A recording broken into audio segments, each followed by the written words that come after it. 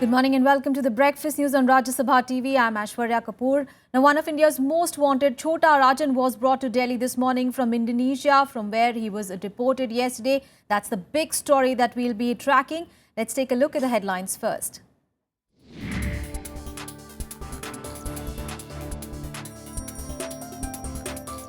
Underworld Don Chhota Rajan brought to India 27 years after he fled. Maharashtra government transfers all cases to the CBI.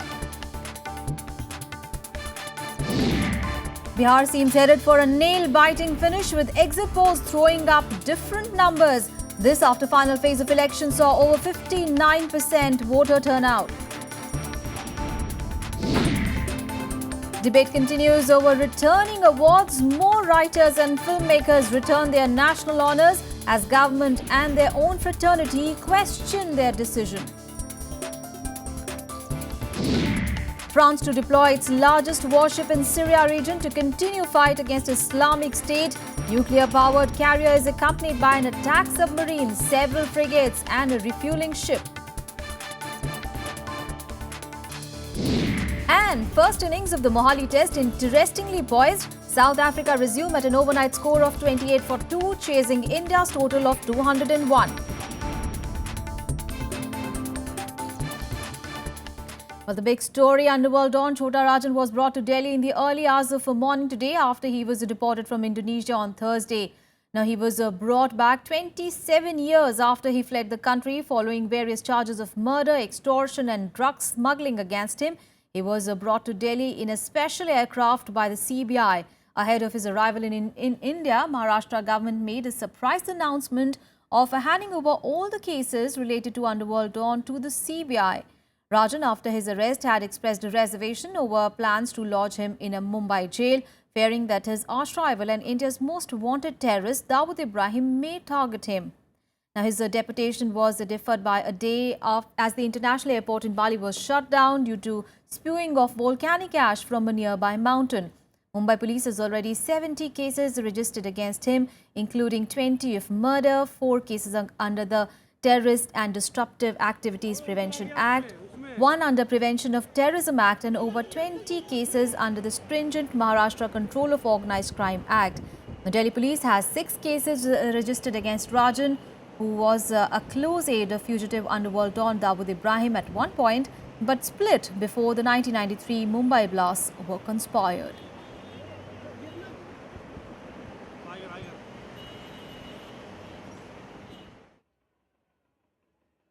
All right, Mr. D.R. Karthikeyan, who is the former CBI director, is joining us on the phone line from Bengaluru. Good morning, sir, and thank you so much for joining us this morning. Sir, now Chhota Rajan has been brought to Delhi. What will be the importance of getting him here? And more importantly, there was a lot of confusion over handing over of Chhota Rajan to the CBI or the Mumbai police. What do you make out of that? It's a very important development. So let us not waste time on whether he voluntarily surrendered or he arrested, and it's all irrelevant. He is in our custody now. He is in India. And this controversy, whether it should be done by the Bombay police or CBI or Delhi police, it's also over now. The decision has been taken already. All the cases will be investigated by the CBI. I personally feel that is the right decision because we can't waste time and we can't move him up and down. And if you put so many agencies of different states and central, there will be confusion and it will go in favor of the accused. I think the CBI has the capability and expertise and definition. Only thing is, as I always said, there is a lot of vacancies in the investigating officers level in the CBI. Unfortunately, more and more posts are being given by the courts and the governments. But, they should allow the director of CBI to select the right people from various states, from various central police organizations and take them on deputation or at least on attachment. Otherwise, what will happen is whole attention will be on Chhota Rajan's case. Many of the important cases will get neglected. So that's how, some of the cases go on for years together, investigation. How do you expect them to manage so many cases all over the country with half the strength of investigating officers. I don't know why this attention is not being paid. The director CBI can only make representations. Beyond that, he can't make noise. So it's for people like us who are outside to highlight the need for filling up all the vacancies. And this method of going around UPSC, Home Ministry, Ministry of Personnel, these all takes months together. And with the result, officers who are willing to join also don't join. So with the very priority before the government and even the courts, I should say, is to ensure that the director CBI has enough number of investigating officers, competent and reliable officers to handle all these cases competently and in a reasonable time. All right, it's Mr. the right decision. Yes. All right, Mr. Karthikeyan, thank you so much for joining us this morning. So, Chhota Rajan has been brought to Delhi. He's right now in the CBI headquarters, where he will be questioned by sleuths of various investigating agencies. Remember, he has made claims earlier of having evidence to nail Dawood Ibrahim, and also he's made claims of having links with the ISI. And let's move on in the bulletin now. Well, Vice President Hamid Ansari landed in New Delhi last night from Indonesia. His departure from Bali got delayed, and the Brunei leg of his visit was cancelled due to volcanic ash over the archipelago and suspension of aviation operations. During the visit, India and Indonesia inked a memorandum of understanding on cooperation in new and renewable energy, cultural exchange, and one on Ayurveda. Vice President Ansari held talks with his counterpart Yusuf Okala and called on President Widodo as well. Now, several global and regional issues, including climate change, maritime security and freedom of navigation in the South China Sea, came up for discussion. Mr. Ansari also addressed the Indian Business Forum, now stressing on moves to tap the huge potential in trade and commerce and cultural contacts between the two sides. Over the years, we have been making agreements and commitments to each other, but both sides have been somewhat slow in implementing these agreements and memoranda of understanding. So I suggested to His Excellency the President that perhaps the time has come for us to set up a joint working group which will work to time schedules and report to the principals. Well, notable was the reference to Vice President's meeting with Muslim civil society members on Tuesday and discussions that he held with them. Now, briefing the media on the meeting with two of the largest Muslim social groups in Indonesia, Vice President Ansari said that the focus was the problem of extremism with relation to Islam. He said public perception of Islam was merely an agenda being set by countries in West Asia. 70% of the world's Muslim population, he said, lives in Indonesia, India and other countries, and it is the peace-loving populations here that must be seen as the real representatives of Islam. Instead of looking at Islamic societies in actual functioning, and you look at certain countries in West Asia, why not look at these countries? Why not look at the way Indonesia has managed it? Why not look at the way India has managed it? And they agreed with it. Because that is their agenda also. That extremism is not expressive of the spirit of the religion called Islam. Extremism is a political aberration for whatever reasons, valid or less valid. And on board Air India One on the way back to India, the Vice President cited India as a symbol and light of the spirit of pluralism and tolerance, one that acts as a guide for several other countries. The whole world learns from us about plurality of society. Indonesia is another example. They do it. They also, nowhere is the performance 100%, but the aspiration is 100%. Our commitment to plurality, to religious tolerance is self-evident. It is written down in the constitutional text as fundamental rights. No political party actually says that intolerance is their agenda. Everybody's agenda is the same. I'm talking of proclaimed agenda. If there are shortcomings for this reason or that reason, that's another matter. And now let's bring you Verdict 2015, where we get you news from Bihar.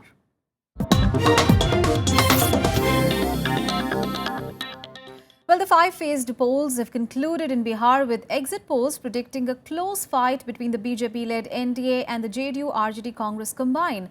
Now, however, a majority of the polls give the Grand Alliance an edge over NDA. The India Today Cicero poll has predicted an average of 120 seats for the NDA and a close 117 for the Grand Alliance. India TV and Sea Voter have forecast 122 to 132 seats for the JDU-led alliance and 101 to 121 for the NDA. The Nielsen ABP News survey also gives an edge to the Grand Alliance. Only the Chanakya News 24 gives the NDA a majority in the assembly with 155 seats. In the outgoing assembly, the JDU and BJP had contested elections together, winning a massive majority. The JDU had won 115 seats and the BJP 91. The RJD had 122 and the Congress 4 when they contested on their own. Exit poll ये जान लें दिखाने वाले कि नीतीश कुमार जी का exit होगा बिहार से, सरकार से वो जाने वाले हैं। हम लोग सरकार में आने वाले हैं और नीतीश कुमार जी जाने वाले हैं। जब गिनती जिस दिन होगी उस दिन 2/3 बहुमत से भारतीय जनता पार्टी जीतेगी। इस देश में सर्वे करना नकल है यूरोप की। यूरोप है समरस, यहाँ इतना कॉम्प्लिकेटेड सोसाइटी है कि इसमें एग्जिट पोल करना, ये करना, वो करना, ये सिर्फ एक जिनके पास थैली है, जो पैसा कमाना चाहते हैं और 24 घंटे क्या दिखाएंगे, तो एक नौटंकी है। अभी तक मैंने कोई ऐसा एग्जिट पोल नहीं देखा जिसमें हमें कम बताया जा रहा हो। और सबसे महत्वपूर्ण प्रश्न ये है, अभी भी एग्जिट पोल के आंकड़ों में थोड़े कंजर्वेटिवनेस है, थोड़े कंजर्वेटिव है। जिस प्रकार का उफान दलितों, गरीबों और पिछड़ों का हुआ है, मेरा मानना है कि ये आंकड़ा 160 से लेकर 80 तक जा सकता है।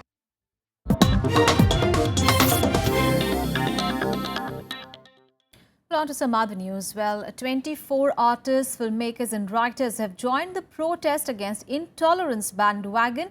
Now, filmmakers Kundan Shah and Saeed Mirza and writer-activist Arundhati Roy are part of this group of 24 who have returned their awards. Now, Shah said that he is protesting the growing darkness in the country, while Roy calls this a fight against the prevailing ideological viciousness. Writer-activist Arundhati Roy is the latest to return her national award. Roy says that with this, she has become part of an unparalleled political movement. In an article for an English daily, Roy says, "I'm very pleased to have found a national award that I can return because it allows me to be part of a political movement initiated by writers, filmmakers and academics in this country who have risen up against a kind of ideological viciousness and an assault on our collective IQ that will tear us apart and bury us very deep if we do not stand up to it now." The 55-year-old writer won the National Award in 1989 for the film In Which Annie Gives It Those Ones. This work. The children grow up on cement heaps. She is also the winner of the Booker Prize for her book, The God of Small Things. Kundan Shah, the National Award-winning director of the cult classic Jaane Bhi Do Yaaron, has also returned his award. His reason for returning the award? He says a film like his 1989 classic would not have seen the light of day in today's atmosphere. Arundhati Roy, Kundan Shah and Saeed Mirza are among 24 persons who have decided to return their awards. However, the criticism for this so-called award wapsi also continues from both the political class and the film fraternity. Intolerance is towards the mandate of the people. It's an organized, orchestrated campaign. There are thousands of people who got award. Some few people have returned it. I have no problem in their returning award. It's their choice. But at the same time, linking it to a government which is not responsible. They should have protested against Maharashtra government or Karnataka government or Uttar Pradesh government. सब हिंदुस्तान आज इस बात पे तंग है. Everybody feels, you mean to say कि India will have no Sikhs, no Hindus, no Buddhists, no Jainis, no Muslims. How do you visualize a country like this? Do you think it's right to return awards? I don't think so. I don't think so. When 3.5 lakh Kashmiri Pandits were asked to leave from their homes, I made an appeal, I made a constant appeal to Kundan Shah and Saeed Mirza during that time that please react. They didn't think of returning the award that time. They remained silent after 1984 Sikh riots. They didn't return the award then. They didn't return the awards after 1993 riots. Meanwhile, Moody's Analytics has said it stands by its report that had asked the Prime Minister to keep BJP members in check or risk losing global credibility. The clarification comes a day after the government dismissed the report as being the personal opinion of a junior analyst passed off as a commentary on India. Bureau Report, Rajya Sabha TV. And the Congress is holding a two-day conference beginning today titled No Peace Without Freedom, No Freedom Without Peace, Securing Nehru's Legacy and India's Future, Agenda for Action. The conference is being organized by the Rajiv Gandhi Institute of Contemporary Studies. It will bring together many writers and historians to discuss freedom, equality, democracy and secularism in today's context. Those attending will include historians like Romila Thapar and Irfan Habib, who have criticized the government. The meet would be inaugurated by former Prime Minister Manmohan Singh, while Congress Vice President Rahul Gandhi will deliver the valedictory address. In Breakfast News, we'll take a very short break. We'll be back with more news. Stay with us.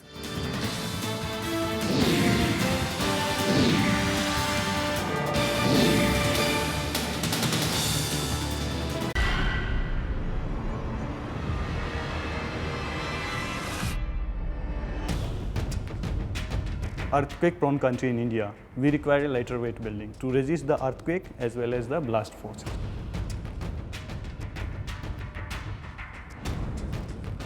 This foam has a very different characteristics of energy absorption, which gives you strength under the case of blast and impact. Watch Eureka with Dr. M.D. Goel, scientist at CSIR NEERI on Rajya Sabha Television.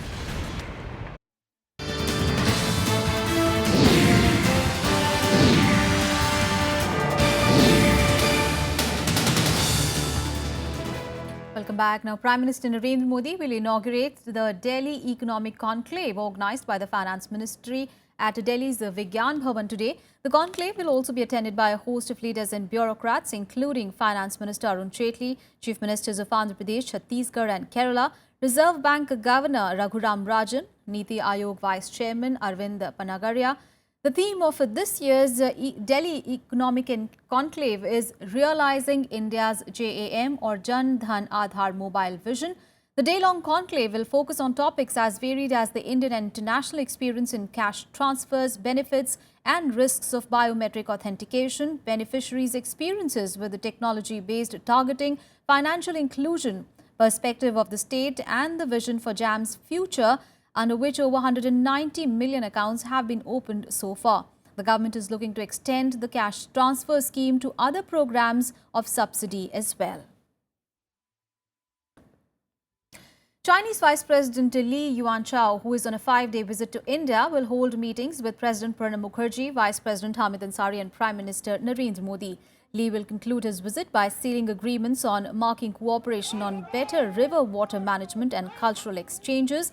Li is also expected to focus on the renewal of MOU on smooth sharing of hydrological data related to the common Himalayan rivers. Chinese Vice President, who arrived in India on 3rd of November. Now, this is the first ever visit by any Chinese Vice President in more than 6 decades. He visited the Ajanta Caves and was in Kolkata, where he met West Bengal Chief Minister Mamata Banerjee and the state governor as well. He also visited Jora Sankho and Thakurbari, the ancestral home of Nobel laureate Rabindranath Tagore. Congress Vice President Rahul Gandhi is in Bhatinda to meet families of farmers who committed suicide due to debt. Rahul, who is on a 2-day tour to Punjab, met families of victims of police firing during a protest against a sacrilege incident in Faridkot. He also held a 7-kilometer march and also held a closed-door meeting with top Punjab Congress leaders. The Congress Vice President addressed a press conference later where he hit out at the ruling Shiromani Akali Dal, saying that only Akalis are prospering in Punjab. मैं यहाँ दुख में आया हूँ। आज 2 शहीदों के घर में गया और उनसे बात हुई, उनके फैमिली से बात हुई। उन्होंने न्याय मांगा है। उन्होंने ये कहा है कि उन्हें लगता है कि पंजाब में उन्हें न्याय नहीं मिलेगा। और मैंने उनसे वायदा किया है कि जब हम दिल्ली जाएंगे कांग्रेस पार्टी के हमारे सब नेताओं के साथ हम राष्ट्रपति जी के पास जाएंगे और उनके लिए हम न्याय मांगेंगे। And let's take a look at some other stories lined up for the day in day ahead. The Supreme Court will hear the petition filed by Prashant Bhushan on irregularities in appointing the judges in Delhi. The Apex Court on Monday ordered the investigation into the matter after being taken up in the court. The court is to decide on the name of ex-Supreme Court judge who will investigate the matter. Assam politics has begun to drift into an election mode, with 9 dissent Congress MLAs affiliated to Himanta Biswa Sarma set to join the BJP today. 9 Congress MLAs who are set to join the Saffron camp, out of which 4 have been suspended and a show-cause notices have been issued to 5. Himanta Biswa Sarma joined the BJP in August. However, the switch of these MLAs poses no threat to the ruling Congress government in the state.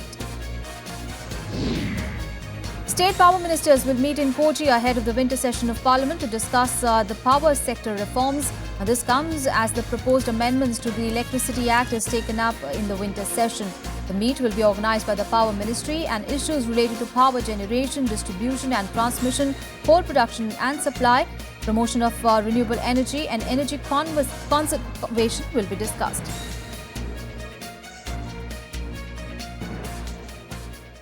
All right, let's now get you some international news. Well, France is deploying its largest warship in Syria region to continue its fight against the Islamic State militants. This is 2 months after it joined the US-led coalition bombing missions in the region.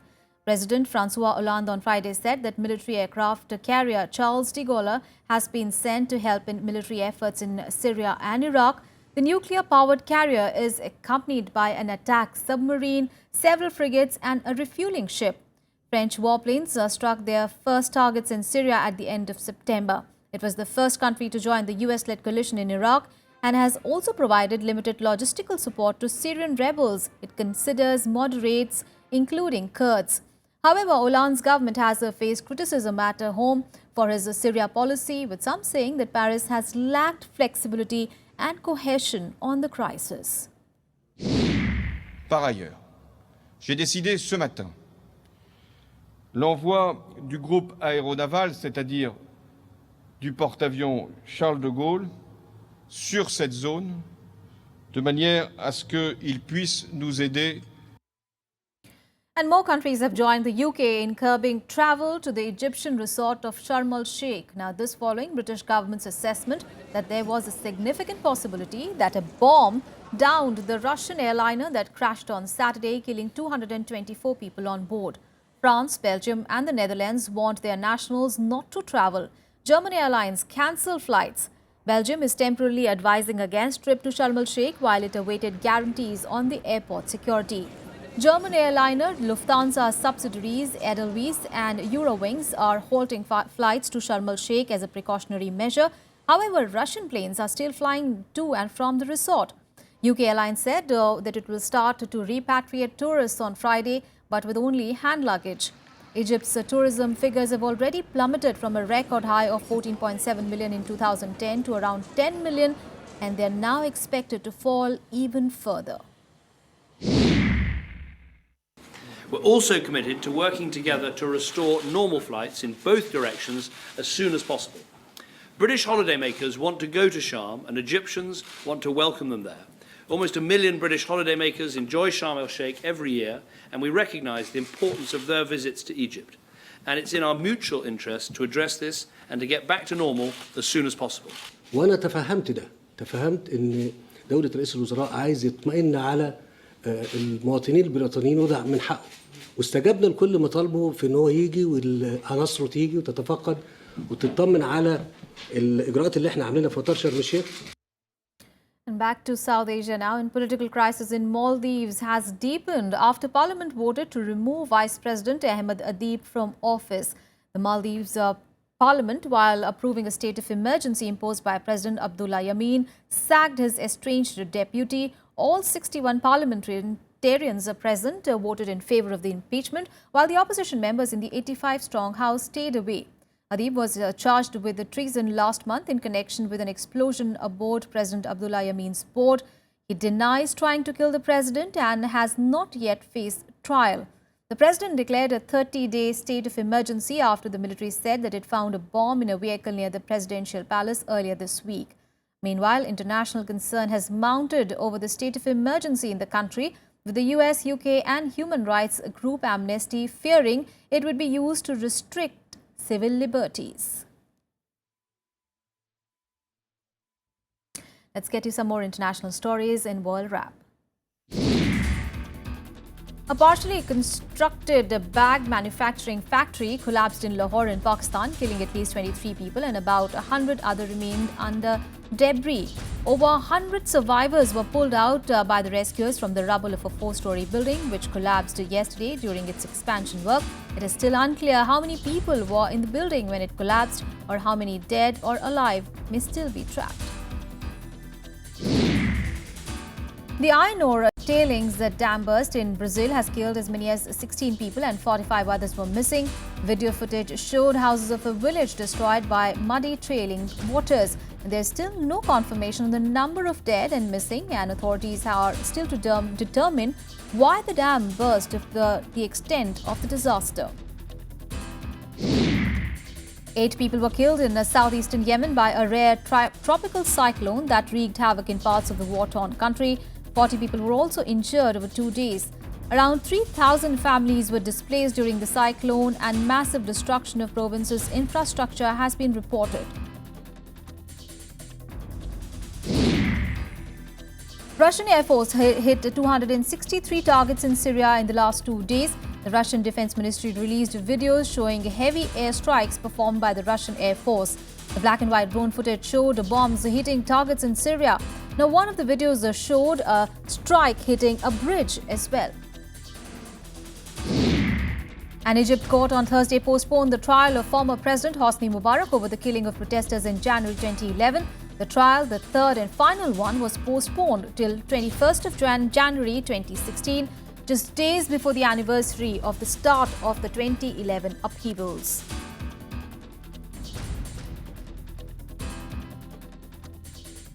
And now a look at all the sporting action. Well, 12 wickets fell on day one of the first test between India and South Africa in Mohali. South Africa finished the day at 28 for the loss of 2 wickets after they bowled out the hosts for just 201 runs. Well, South African part-time spinner Dean Elgar turned out to be the unlikely hero as he picked up 4 wickets for just 22. With defeats in T20 and ODI series, India hoped for a better performance in the tests. However, it was yet another poor start for the hosts as they were bowled out for 201 on the first day of the Mohali test. After losing opener Shikhar Dhawan for a duck, the hosts had trouble playing spin as they kept on losing wickets regularly. South African part-time spinner Dean Elgar took 4 wickets while Imran Tahir finished up with 2. Murli Vijay top scored for India with 75, while Ravindra Jadeja was second best with 38 runs as India could manage only 2 half-century partnerships. Playing first test as captain on home soil, Virat Kohli scored just 1 run on his 27th birthday. There's the wrong one. Imran Tahir picks up 2 wickets. India 201 all out. However, things did not turn gloomy as Indian spinners fought back strongly to take 2 quick wickets. South Africa lost Sian Van Zyl and Faf du Plessis to Ravindra Ashwin and Ravindra Jadeja respectively. At the end of the day, South Africa were 28 for 2, trailing India by 173 runs. Hashim Amla and Dean Elgar were at the crease, but with the track assisting the spinners, the Proteas have a difficult task of tackling Indian spinners on day 2. Bureau Report, Rajya Sabha TV. A similar kind of a shot. Well, interesting day it's going to be on day 2 of the test there. And with this, we wrap up this edition of Breakfast News. Thanks so much for your time.